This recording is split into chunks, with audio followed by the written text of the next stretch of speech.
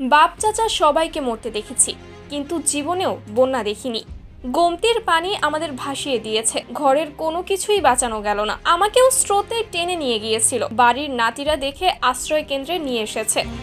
শুক্রবার 23 আগস্ট দুপুরে বুড়িচংয়ের ইছাপুরা সরকারি প্রাথমিক বিদ্যালয় আশ্রয় কেন্দ্রে এসব কথা বলেছিলেন 80 বছরের বৃদ্ধা জামিলা খাতুন। তিনি বলেন, সন্ধ্যার পর থেকে গ্রামে বিদ্যুৎ ছিল না, চার্জার লাইটেও চার্জ শেষ, অন্ধকার পুরো ঘর। কোনো মতে জীবন নিয়ে সবাই বাহির হয়েছি। ঘরে থাকা মাল সামানা কিছুই বের করতে পারিনি। একটি মাটির ঘর রয়েছে, সেটাও ভেঙে গেছে। নবীজির দোয়ায় সবাইকে আল্লাহ ভালো রাখুক। ভ্যাট দায়মুক্ত থেকে লাভজনক ব্যবসা পরিচালনার বিশ্বস্ত সহযোগী দ্য রিয়েল কনসালটেশন। স্বচ্ছ ভ্যাট আইনে দক্ষ ন্যায্য ভ্যাট প্রদানে। জামিলা খাতুন আরও বলেন, যেভাবে গ্রামে পানি ঢুকছে মনে হয় সব সাগর হয়ে যাবে। স্কুলে থাকতে হবে, কোনোদিন কল্পনাও করিনি।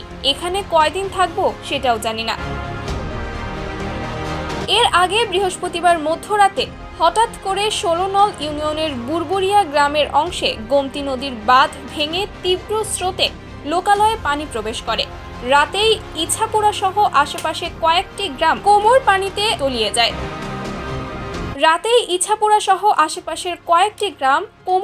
তলিয়ে যায়। এতে পানিবন্দী হয়ে পড়ে শত শত মানুষ। সকাল থেকে শুরু হয় উদ্ধার কার্যক্রম। সময়ের সঙ্গে সঙ্গে পানির পরিমাণও বাড়ছে। বুড়িচং উপজেলা নির্বাহী কর্মকর্তা সাহিদা আক্তার বলেন, পুরো বুড়িচংই পানির নিচে। প্রবল স্রোতে পানি প্রবেশ করায় প্রতিনিয়ত পানির উচ্চতা বেড়েই চলেছে। পানিবন্দীদের মাঝে সরকারিভাবে শুকনো খাবার, চাল এবং নগদ অর্থ বিতরণ করা হচ্ছে।